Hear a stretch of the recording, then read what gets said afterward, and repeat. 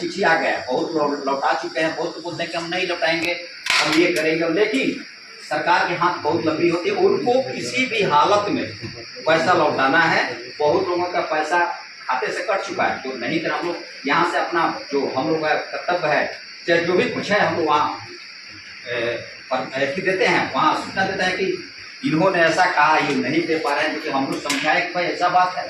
तो आप लोग देख लीजिए, कोई भी अगर आर्मी मैन है, अगर पेंशनधारी है, या नौकरी में है, या टीचर है, टीचर बहुत पहले थे जो कि नियमित नहीं थे, अब नियमित हो चुके, अगर उनको मिल रहा है तो कृपया वो सिलेंडर कर देंगे।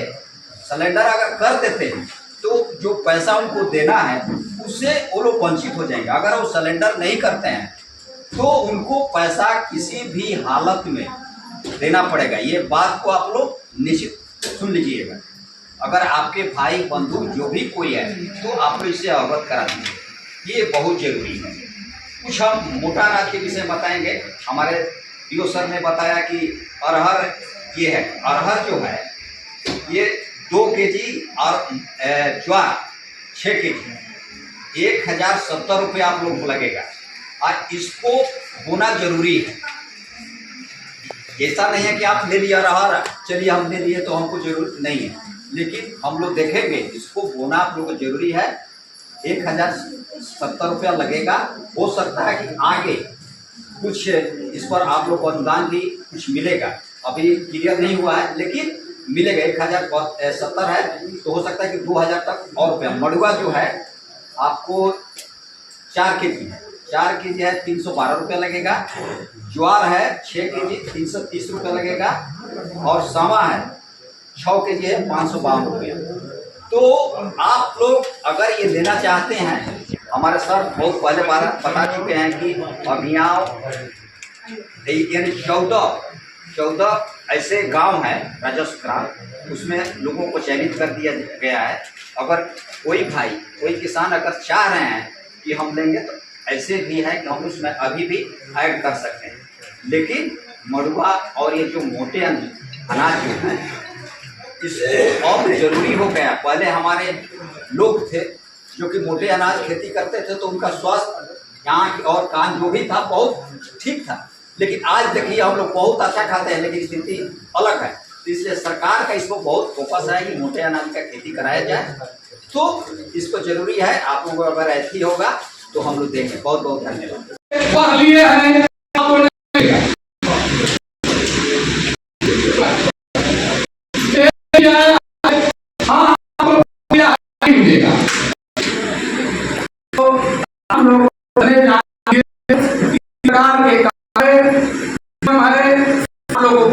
बुलाया गया है, नहीं किया है।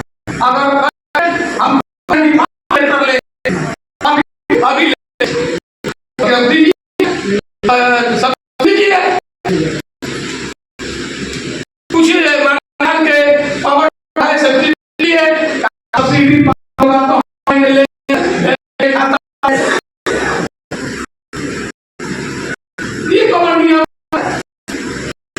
सब्सिडी हम खाता में होगी, उनको मिलेगा नहीं मिलेगा। जिनका बहन गरीब है उनको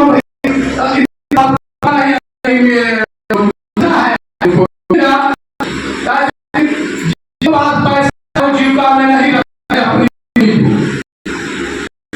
किसान अच्छे और किसान को जीविका अपने अपने को नहीं तो गरीब लोग हैं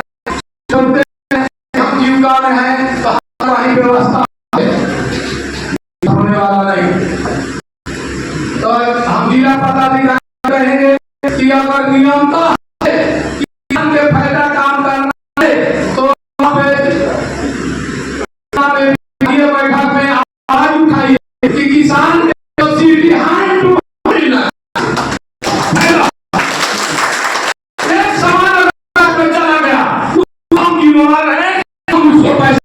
देने के काम करेंगे। 3 जगह मिलेगा तो समाज नहीं हटेगा कि बिहार बबुआ कुर्की, बबुआ आम चीज ये नहीं है खाने का कि सब पढ़ाने के लिए, सिखाने के लिए कि किस तरह से खेती होता है और किस तरह से खेत में फिजिकल किया जाता है। तो उस तरह का भी बार बार हम लोग यहाँ आते हुए रहता है। अभी आप लोग जो भी इच्छुक किसान हैं, ज्वार पर, मड़ुआ पर 25-25 आदमी का या 10-10 आदमी का कोई पंचायत में अगर इच्छुक है तो आप एक साथ मैंने 10 जगह मड़ुआ का खेती करा सकते हैं। क्या पीछे से आप लोग हैं तैयार कराने के लिए? और जितने भी नौजवान हैं ना तो आप कहेंगे मड़ुआ की खेती तो भी करा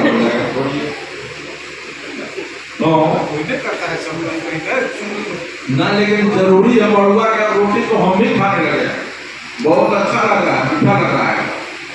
बाजार में क्योंकि उपलब्ध भी हो गया है और मकई उकई के भी आटा उटा मिला के रोटी भी खा रहा है, ठीक लग रहा है।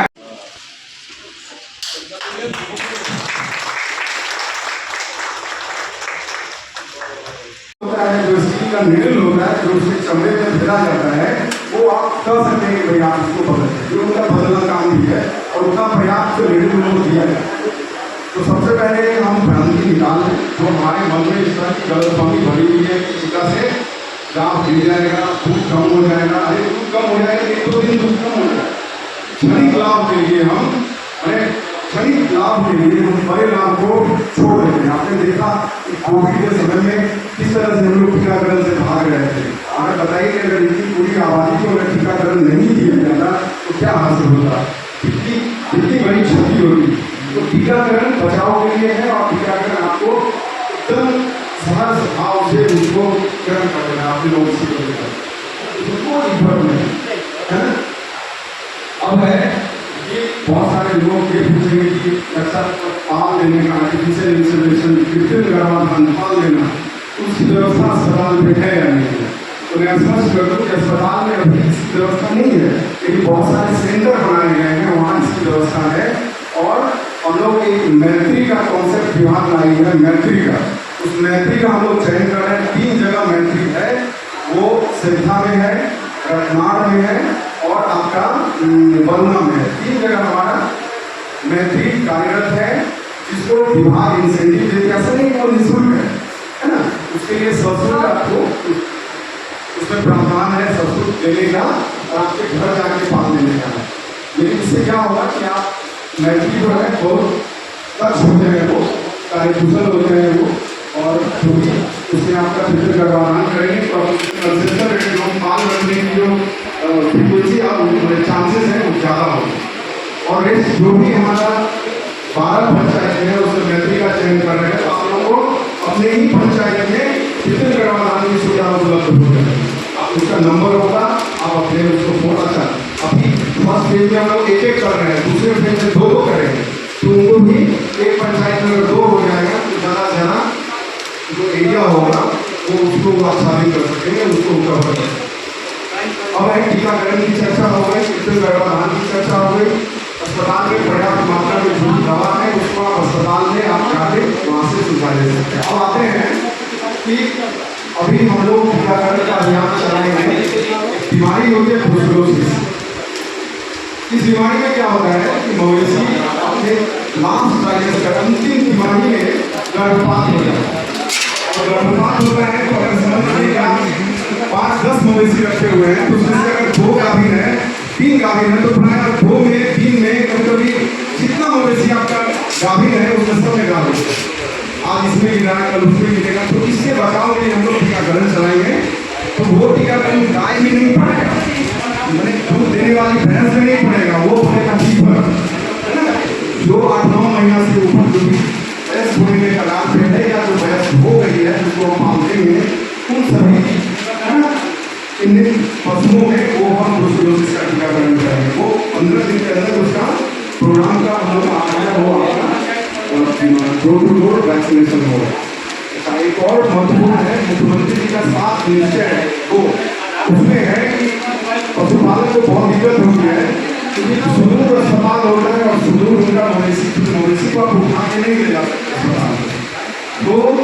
सरकार की प्राथमिकता है आपको आपके दरवाजे पे उस तरह की सुविधा देने का। तो हर प्रखंड में एक मुख्यालय में एक मोबाइल वेटनरी यूनिट की व्यवस्था की जा रही है, जो हमको लगा सितंबर से वो स्टार्ट भी हो जाएगा। और आपका एक टोल फ्री नंबर होगा, जैसे ही आपकी मवेशी बीमार होगी आप उस टोल फ्री नंबर पे कॉल करेंगे और वो नंबर सेंट्रलाइज होगा। वो संबंधित जो भी अधिकारी होंगे, पशु चिकित्सा अधिकारी होंगे, उनको वो मैसेज जाएगा और उनको वो कॉल देखना होगा, है ना। उसके लिए क्या व्यवस्था होगा, उसका आएगा गाइडलाइन आएगा कि किसानों से सशुल्क लेना है, निःशुल्क करना है ना, वो सब चीज़ गाइडलाइन आएगा उस हिसाब से। तो सरकार सतत प्रयत्नशील है आपको सुविधा देने के लिए। आप भी अपने को थोड़ा सा, है ना, ये लिबरल बनाए। लिबरल का मतलब अपने को थोड़ा सा उदार बनाए कि गवर्नमेंट की कोई भी योजना आती है वो आपके फायदे के लिए योजना है, ठीक है। किसी योजना में थोड़ा बहुत इधर उधर होता है तो इसमें आप लोग अपने अधिकारी से बात करके उसका समाधान कर सकते हैं, लेकिन नकारात्मक भाव लाना सही नहीं है। उसको सकारात्मक भाव से उसको उसकी स्वीकार्यता होनी चाहिए, क्योंकि किसान प्रोग्रेसिव हो, तभी वो प्रगतिशील हो, तभी वो अपनी आर्थिक उन्नति, अपनी समृद्धि की ओर अग्रसर हो सकता है। हमारा जो अभी जो कृषि विभाग द्वारा जो योजना चलाई जा रही है उसमें अभी हम लक्ष्य पर चर्चा कर देते हैं, अपना इमोशनल चर्चा करेंगे जब तक सारे किसान आ जाएंगे। धान का जो हमारा लक्ष्य है बीज वितरण का, उसमें आपका 142.64 क्विंटल है। वहीं अरहर जो है 7 क्विंटल है। उसके बाद मोटे अनाज की बात की जाए जिसमें ज्वार आपका 4.86 क्विंटल है, मड़ुआ 6.24 क्विंटल है और सावा जो है 4.8 क्विंटल है। हमारा जीरो होता है तो वो 3 जीरो 300 किसान को वो देती हैं और जो हम जिनको चयन करते हैं उनको हम लोग समय समय पर ट्रेनिंग देते हैं। यहाँ गाँव में हमारे कार्यालय है और समय समय पर जिला पे भी उसको हम लोग ट्रेनिंग देते हैं। हम लोग पिछले अभी 14 तारीख को खरीफ सीजन का ट्रेनिंग हम लोग को दे दिया। इसमें मुख्यतः जो हमारा फसल खरीफ का धान है,